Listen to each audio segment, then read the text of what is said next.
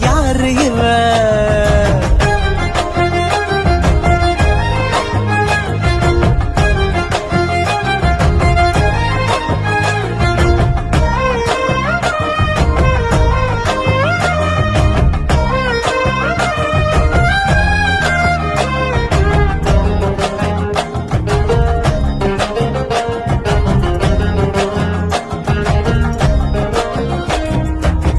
நில ஒன்று தரையில் வந்து நடக்குது எதிரில் நின்று எனக்குன்னு பிறந்த